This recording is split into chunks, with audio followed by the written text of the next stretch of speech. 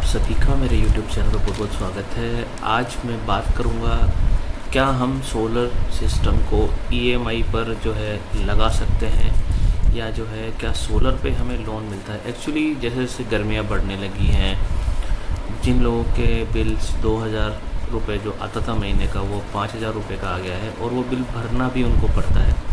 तो धीरे धीरे लोग जो है सोलर की तरफ रुख करने लगे हैं, सोलर के बारे में लोग जानने लगे हैं। लेकिन बहुत से लोग ऐसे हैं जो सोलर लगाना तो चाहते हैं लेकिन उनके पास बजट नहीं है और जो है इस बजट की वजह से वो जो है उन्हें बिल जो है ज़बरदस्ती गवर्नमेंट का भरना पड़ रहा है। तो आज जो मैं बात करूँगा वो है कि क्या सोलर पर हमें जो है लोन मिल सकता है। ठीक है, तो सोलर लगाने में जो सबसे बड़ी प्रॉब्लम जो आती है वो आती है बजट की। और बात करते हैं जो सबसे बड़ी दिक्कत जो है वो है कि सोलर सिस्टम पे लोन बहुत से लोगों को नहीं मिलता है या सोलर पे जो है लोन मिलना आसान नहीं होता है। लोग ऐसा मानते हैं कि आसान नहीं है। ठीक है, तो सोलर सिस्टम की सबसे बड़ी मुसीबत यही है कि लोगों को इसके बारे में जानकारी नहीं है। ठीक है, अब जो है कि लोग तो लोग पूछते हैं कि क्या सोलर सिस्टम पे जो है लोन मिल सकता है। ठीक है, लोन आजकल आपने सुना होगा, जैसे आप कभी किसी को गाड़ी लाते हुए देखते हैं, मोबाइल लाते हुए देखते हैं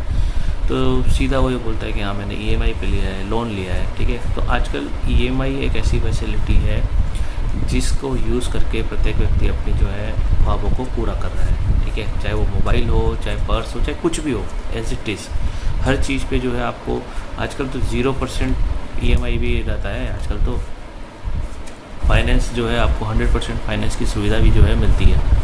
तो सोलर में जो है जो है आपको क्या EMI मिल सकती है। ठीक है, तो सबसे बड़ी बात, जिन लोगों के पास क्रेडिट कार्ड हैं तो क्रेडिट कार्ड जिन लोगों के पास हैं वो आसानी से जो है सोलर सिस्टम को EMI पे खरीद सकते हैं। लेकिन अब बात यह है कि क्रेडिट कार्ड जो है बहुत ही कम लोगों के पास उपलब्ध हैं। तो अभी जिस तरीके से प्रधानमंत्री जी ने जनधन योजना निकाली है उसमें कम से कम 30 से 40 करोड़ जो हैं डेबिट कार्ड्स जो हैं इन्होंने इशू किए हैं। ठीक है, तो क्रेडिट कार्ड के साथ साथ जो है अब डेबिट कार्ड पर भी जो है बैंक लोन देना चालू कर रहा है, क्योंकि प्रत्येक व्यक्ति के पास क्रेडिट कार्ड है नहीं और डेबिट कार्ड जो है ऑलमोस्ट काफ़ी लोगों के पास है। तो गवर्नमेंट इसकी ओर ध्यान दे रही है और डेबिट कार्ड पर भी जो है लोन देना चालू कर रही है। क्या EMI जो है वो उस पर चल सकती है। ठीक है, अब सबसे बड़ी बात, सोलर पर जो है लोन कैसे मिलेगा। ठीक है, सोलर पर लोन जो मिलने का जो है दो तरीके हैं। पहला है आपका डेबिट कार्ड। अब डेबिट कार्ड पे आपके दिमाग में क्वेश्चन आया हुआ कि डेबिट कार्ड से कैसे हमें लोन मिल सकता है। ठीक है, तो कुछ बैंक्स जो हैं जैसे कि SBI है, HDFC है। SBI हमारे भारत का सबसे बड़ा बैंक है, तो HDFC है क्योंकि बहुत से लोग हैं जिनके पास SBI का तो ATM रहता ही रहता है। ठीक है, SBI है, HDFC है, एक्सिस बैंक है, ICICI है, कोटक महिंद्रा है। तो ये कुछ बैंक है जो डेबिट कार्ड्स पर जो है लोन दे देते हैं। ठीक है, तो अब अगर आपके पास इन बैंक में से किसी का भी डेबिट कार्ड है तो आप चेक कर सकते हैं कि क्या आप EMI के लिए एलिजिबल हैं या नहीं है। तो आपको सिंपल से क्या करना होगा, आपका वो मोबाइल नंबर जो रजिस्टर्ड है आपके बैंक में उससे जो है आपके मैसेज बॉक्स में जाकर DCEMI कैपिटल लेटर में लिखना होगा। वैसे ये स्क्रीन पर आ रहा है तो आप इसमें देख सकते हैं। उसके बाद आपको स्पेस देनी है और उसके बाद आपको जो है आपके डेबिट कार्ड के ऊपर जो लास्ट जो 4 डिजिट है वो आपको डालना है और उसको सिंपली 5676 पर जो है सेंड कर देना है। सेंड करने के बाद आपको जो है इस पे जो है मैसेज आएगा। मैसेज अगर आप इसके लिए एलिजिबल हैं तो आपको जो है बैंक से मैसेज आ जाएगा, फ़ोन आ जाएगा, बाकी की फॉर्मेलिटी जो है बैंक आपसे ऑटोमेटिकली कर लेगा।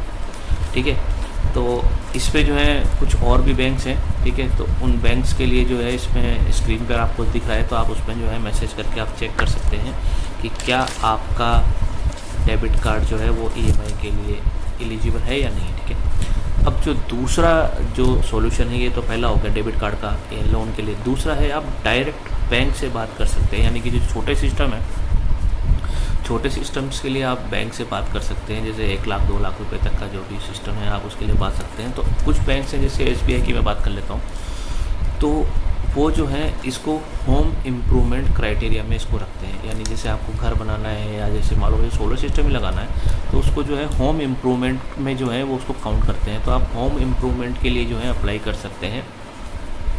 होम इम्प्रूवमेंट के तहत जो है बैंक जो है आपको घर बनाने के लिए लोन देता है, तो आप उसका यूज़ इसमें कर सकते हैं। ये प्रॉपर जो है एलिजिबल है और ये पूरा लीगल है, आप इसके लिए कर सकते हैं। और भी बहुत सारे कुछ बैंक्स हैं जो आपको जो है होम इम्प्रूवमेंट के तहत जो है अपना सोलर सिस्टम के लिए लोन अप्रूव करते हैं। ठीक है, इसका जो इंटरेस्ट है वो 8% रहता है और इसकी जो होती है वो 5 से 6 साल या उससे भी ज़्यादा भी हो सकती है। ठीक है, अब होम इम्प्रूवमेंट के लिए क्या करना होगा? होम इम्प्रूवमेंट के लिए जो है आपको सबसे पहले आपका जिस बैंक में अकाउंट है उस बैंक में आपको जाना होगा।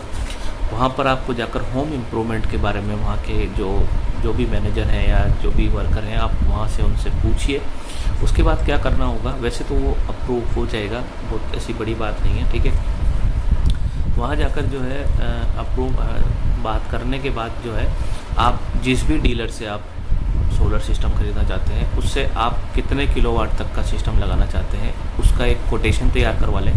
वो आपको जो है एक लेटर पैड पे सारा कोटेशन लिख कर दे देगा। कोटेशन लिखने के बाद जैसे ही आप उस कोटेशन को जो है बैंक में जमा कराएं, बैंक में जमा कराने के बाद वो जब आपका लोन अप्रूव हो जाएगा, जिसमें इस प्रोसेस में मेरे ख्याल से 6 से 7 दिन या 10 दिन लगते हैं। तो लोन अप्रूव होने के बाद जो आपके ओवरऑल जो सोलर सिस्टम की कॉस्टिंग है उसका 80% जो है वो आपके जो सोलर सिस्टम लगाने वाली कंपनी है उसके अकाउंट में या जो भी डीलर है उसके अकाउंट में 80% जो है वो डाल देगा। तो वो डालने के बाद जो है बैंक डालने के बाद वो जो डीलर है वो आपके घर पे काम चालू कर देगा। काम पूरा कंप्लीट होने के बाद बैंक में जो है आपको एक एनओसी जो है वो देना होगा, एनओसी जमा करना होगा। एनओसी का मतलब है नो ऑब्जेक्शन सर्टिफिकेट कि हाँ जो मेरे यहाँ सिस्टम लगा हुआ है वो अच्छी तरीके से लगा हुआ है, इसमें किसी तरह की कोई दिक्कत नहीं है और वो अच्छे से काम कर रहा है। ये सारी चीज़ें आपको जो है लिखकर जो है एक एनओसी बनाकर बैंक में जमा करानी होगी। तो जो बाकी का जो 20% जो अमाउंट बचा हुआ है, क्योंकि 80% बैंक पहले डाल चुका है, तो ये 20% अमाउंट जो है वो बाद में जो है बैंक उसके अकाउंट में डालेगा। ठीक है, तो इस तरीके से जो है आप बात कर सकते हैं बैंक में जाकर, और थोड़ी सी आपको मेहनत तो करनी ही पड़ेगी, लेकिन हाँ इतना टफ़ भी नहीं है या इतना बहुत कॉम्प्लिकेटेड भी नहीं है। आप आराम से जाके बात कर सकते हैं, आपको 100% लोन अप्रूवमेंट मिलेगा।